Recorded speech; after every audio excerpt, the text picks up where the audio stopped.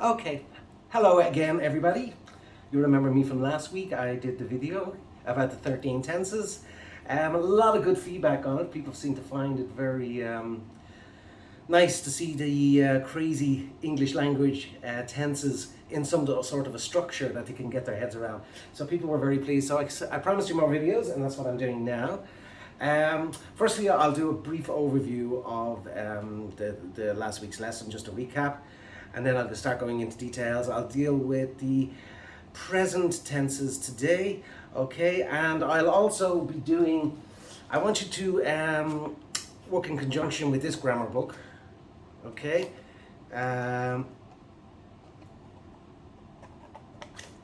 Raymond Murphy, Grammar and Use, Intermediate, very famous, okay. So I'll be giving you exercises on that, okay. There's in that there's loads of other resources. I'll go through them all later. You know, it goes tell us all about your verb 3, and it has in the indices that we'll be using as well. Okay, great book to have if you want to continue learning your improving your grammar with me. Okay, I'll be giving you exercises, but I won't have time to correct them. Unfortunately, there's an answer sheet at the back, you know, so you'll be able to correct yourselves. And of course, if there's any questions, just as I say, subscribe to the channel, and you can comment, and I'll be able to give you feedback on anything you need, okay? Right, again, last week, if you remember, I'm going to step back, and I said we had 3 different phases of a person's life, the past, the present, and the future. We had 2 different types of movements. We had simple movements, we had continuous movements. When I talk about continuous movements, I created this little space in time, and we created a little dot, just to show that there was something happening at that time, and that's what the continuous tenses were. So, present simple, we use for routine and truth. Past simple is finished past actions, if you remember. And then the future tense, like there was quite a number of them that we looked at. Promises, predictions, intentions, and plans, and all that kind of thing that is used for. And then you also have a continuous version of each of those things about something that was happening at that particular point in time in either the future, right now, or the past. Okay, so that's just a brief overview. As I say, it's time to get back into more detail. Okay, we'll start with our present simple, which is of course the easiest one. And we all agreed that it was routine and something that's true, a fact. Okay, I'm going to take away our perfect tenses for now because they're going to be later lesson. Okay, right, so we all know I, you, he, she, it, they, them. Okay, so that's fairly simple, of course. At this level, people will know that. So just for now, I'll use the first person. So it's I, and it's verb 1, and as I said last week, verb 1 is basically the very root of the verb, okay? It's not with the ed, it's not with the ing, and it's not the past participle either. It's just a very, very basic verb. So I go, I work, I play. Okay, so again, it's the easiest of all the tenses, it's the easiest one to get your head around, and it's the easiest one to use, okay? Now, as I say, we use it for routine, and we use it for something that's true. Let's get negative, shall we? I do not go. Okay, very often abbreviated to don't. Don't forget your apostrophe. I don't go, I don't work, I don't play. Very easy. Is that positive and negative? I go, I don't go. I do, I don't do. Simple as that. Okay. And then finally, the question will be, do you work? Do you play? Does he work in that shop? Does for the third person, of course, you'd know that. Do and does. Okay, that's what we use for the questions. So very simply, don't for the negative, and do for the question, just to keep it as simple as we possibly can.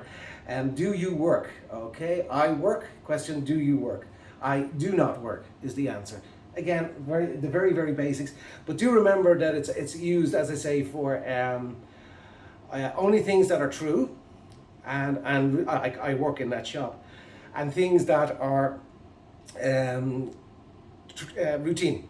Routine. Every day I go to work at that time. Every day I catch the bus to work. Every day I don't drive to work. Okay, I go to work every day.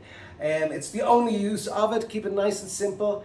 Everything will be fine. I think I'll give you the exercises now in a few minutes to do in the Richard Raymond Murphy book, but I'm sure you'll be fine.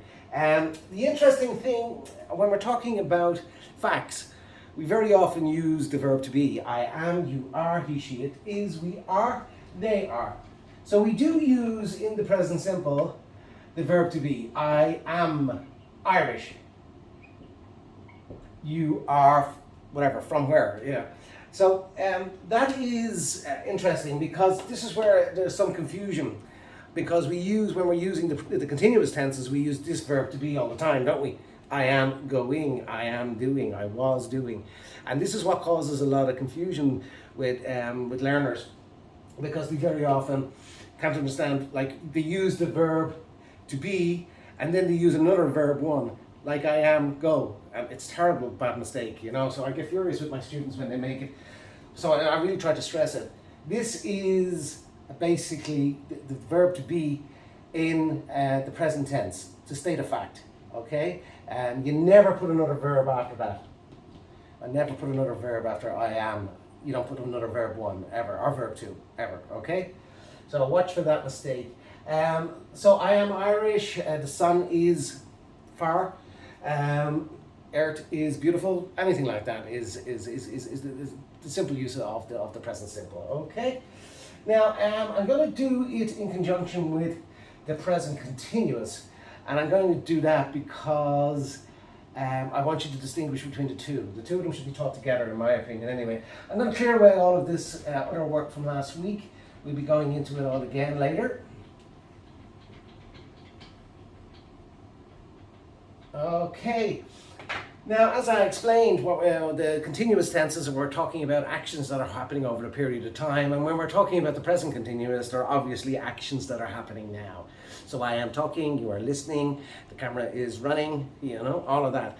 So that's the purpose of it, and it's very different to stating a fact or telling about your routine. It's completely different, isn't it? You're saying what's happening now, isn't it? Yeah, what is happening? What is happening, you see? And the construction again, as we learned last week, as with all the continuous tenses, it's the verb to be and the ing. Isn't that it? The verb to be plus ing. Now, let's say I am teaching, okay?